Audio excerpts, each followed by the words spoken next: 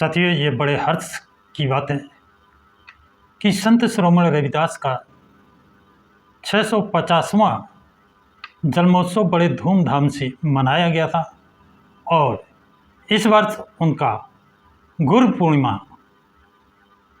क्योंकि वो मीरा के गुरु थे ऐसा कहा जाता है, तो इस बार भारतीय जनता पार्टी ने भी बड़े धूमधाम से और संत शिरोमणि रविदास के अनुयायियों ने गुरु पूर्णिमा का पर्व बड़े ही धूमधाम से मनाया है।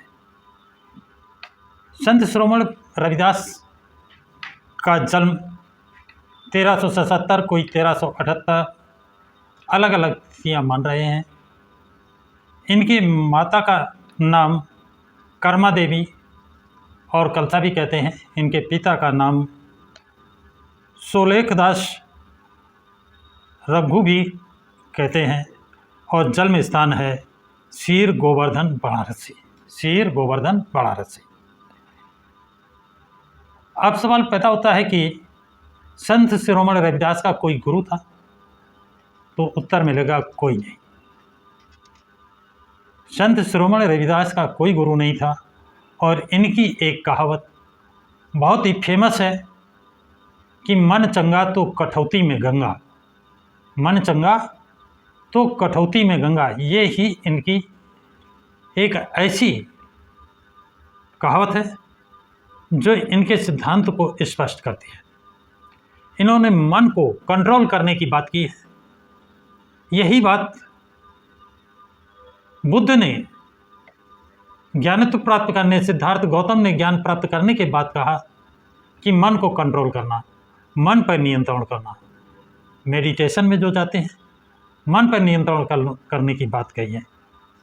इससे ये साबित होता है कि जो बुद्ध के सिद्धांत थे वही सिद्धांत संत शिरोमणि रविदास के थे, क्योंकि बनारस के काशी के थे और काशी का राजा जो जयचंद था और जयचंद का लड़का जो हरिश्चंद्र था, ये 1250 तक इनका यानी बौद्ध राजाओं का काशी में शासन मिलता है और इसके बाद संत शिरोमणि का उदय होता है। तो उस समय तक काशी में, उस समय तक नहीं, आज भी काशी से ही 10 किलोमीटर दूर सारनाथ, जहाँ गौतम बुद्ध से संबंधित, सम्राट अशोक से संबंधित, गौतम बुद्ध से संबंधित अभिलेख मिलते हैं और देश के नहीं विदेशों के बौद्धिस्ट लोग वहाँ दर्शनार्थ आते हैं। तो साथियों, एक बात आप निश्चित कर लें कि संत शिरोमणि रविदास बौद्धिस्ट विचारधारा के थे, इसीलिए इन्होंने ऐसे राज्य की कल्पना की थी जहाँ कोई गम न हो।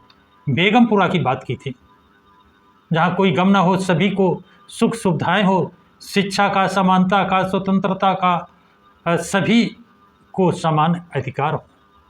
ऐसी उस समय मध्ययुगीन भारत में कौन कल्पना कर सकता है। ये जो सिद्धांत थे गौतम बुद्ध के थे, उन्हीं सिद्धांतों को आगे बढ़ाने का काम संत शिरोमणि रविदास जी कर रहे थे। आगे जब इनके, ये तो सभी जानते हैं कि मीराबाई इनकी शिष्या थी। संत शिरोमणि रविदास के विषय में शोध हो रहा है, कई छात्र इसमें, स्कॉलर्स इसमें लगे हुए हैं और ये खोज में पाया गया है कि संत शिरोमणि के राजा और रानियाँ 52 इनके शिष्य थे।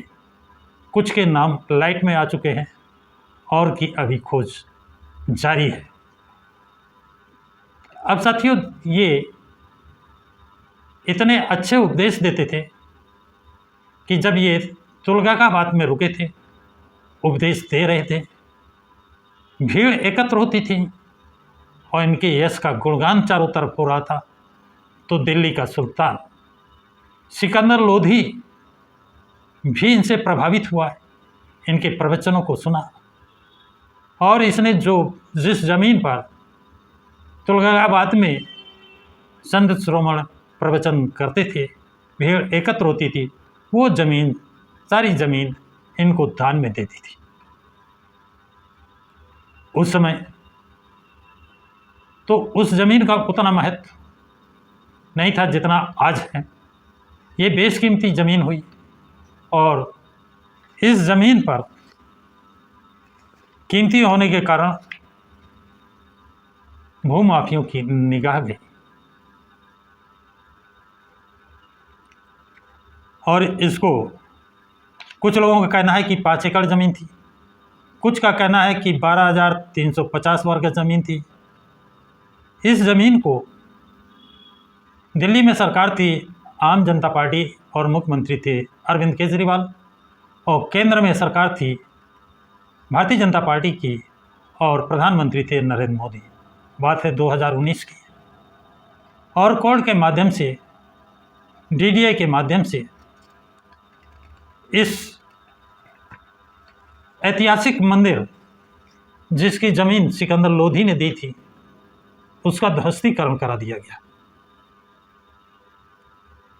और 12,000 से जो ज़्यादा ज़मीन थी, 12,350 वर्ग गज, उसमें 400 मीटर ज़मीन देकर 11,872 वर्ग ज़मीन सरकार ने अपने कब्जे में ले ली।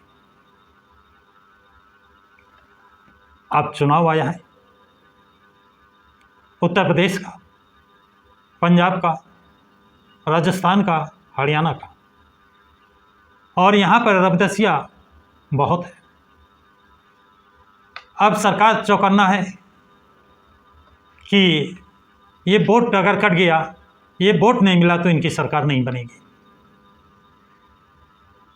सरकार कैसे बने, वोट इनका कैसे मिले, इनको गुमराह कैसे किया जाए, तो संत शिरोमणि रविदास के सम्मान में जुलाई 2026 से 20 फरवरी 2027 तक समरसता अभियान भारतीय जनता पार्टी ने चलाया है।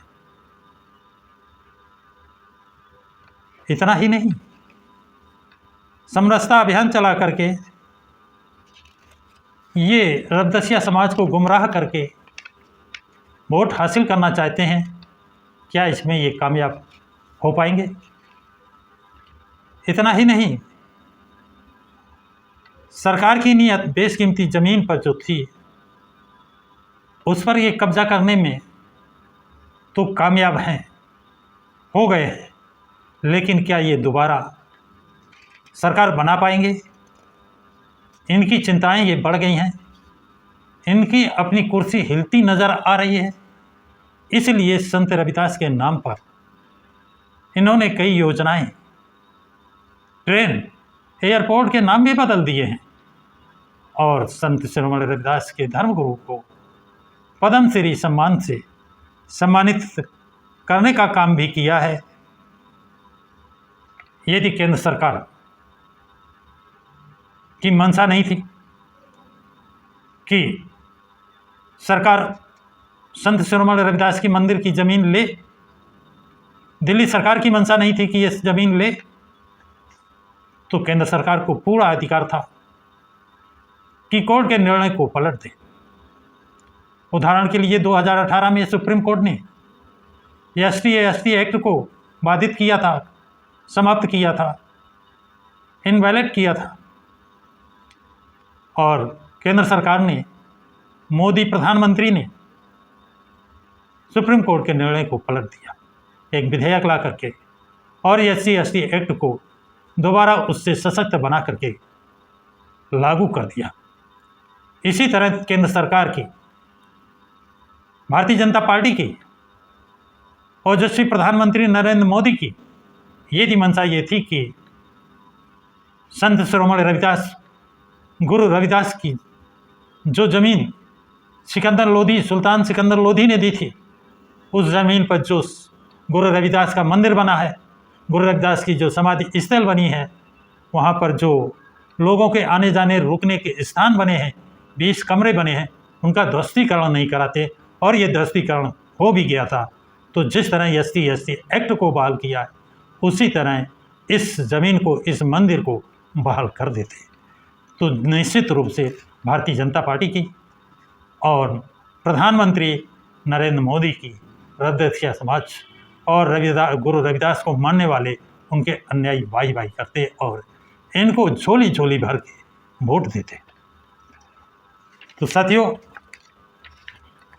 अफसोस की बात है कि ऐसा ना तो केंद्र सरकार ने किया, ना ओजस्वी प्रधानमंत्री श्री नरेंद्र मोदी जी ने किया, ना दिल्ली सरकार अरविंद केजरीवाल ने किया, आम आदमी पार्टी ने किया। अब जालंधर में एक एयरपोर्ट है। जालंधर के एयरपोर्ट का नाम आदमपुर हवाई अड्डा है। भारतीय जनता पार्टी सरकार ने, केंद्र सरकार ने उसका नाम बदल करके गुरु रविदास एयरपोर्ट कर दिया। जमीन तो मंदिर की वापस नहीं की, लेकिन एयरपोर्ट का नाम गुरु रविदास एयरपोर्ट कर दिया। क्या ऐसा करने से रद्दसिया वोट इनको मिल जाएगा? रद्दसिया गुरु रविदास के अनुयायी इनके समर्थक हो जाएंगे। इतना ही नहीं, जालंधर से बनारस के लिए एक ट्रेन चलाई गई है। उसका नाम संत रविदास एक्सप्रेस रखा गया। उसे हरी झंडी दिखा करके प्रधानमंत्री मोदी ने रवाना किया है।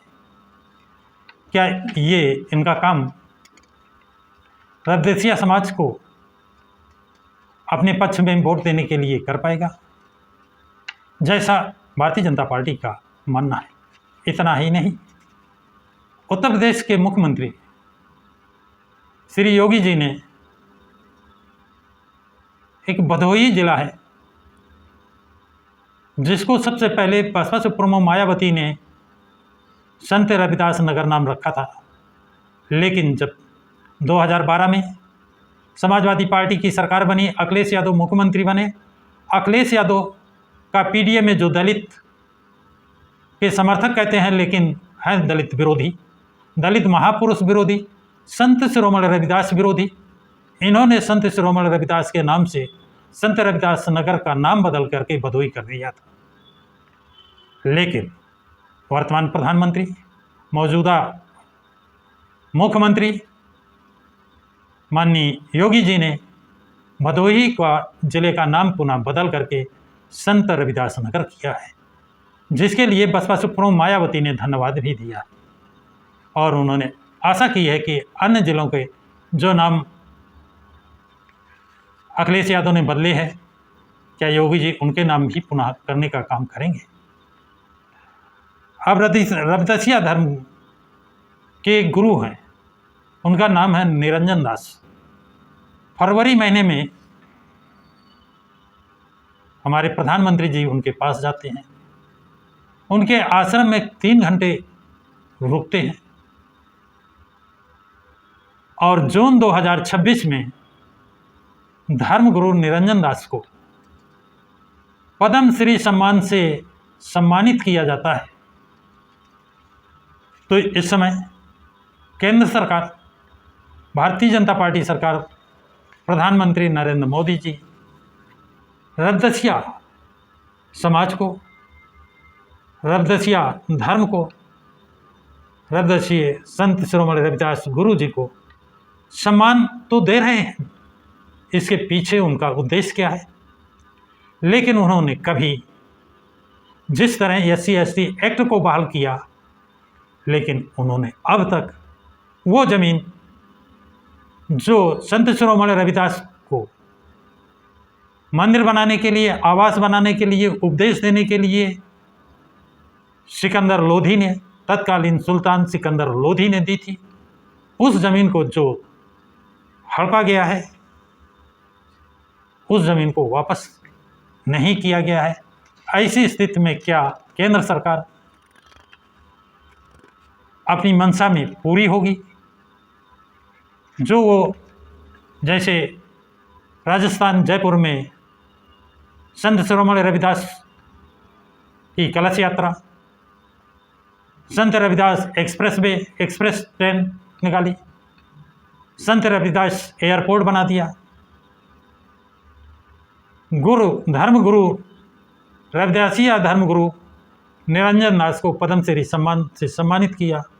लेकिन ये सब करने के बावजूद संत शिरोमणि रविदास को जो ज़मीन सुल्तान सिकंदर लोधी ने आज से 600 साढ़े 600 साल पहले दान में दी थी, वो ज़मीन जो सरकार ने हड़प की है न्यायालय के माध्यम से या डीडीए के माध्यम से, उसको वापस उसी तरह कर सकते थे जिस तरह 2018 में उन्होंने SC/ST एक्ट को सुप्रीम कोर्ट ने ख़त्म किया था, लेकिन सरकार ने पुनः बहाल किया था। इसी तरह सुप्रीम कोर्ट ने अगर वो ज़मीन लेने का फरमान जारी किया था, ज़मीन ली गई थी, आदेश सुप्रीम कोर्ट के आदेश का पालन हुआ, उस आदेश को पलटने की शक्ति पावर केंद्र सरकार को है, नरेंद्र मोदी प्रधानमंत्री जी को है।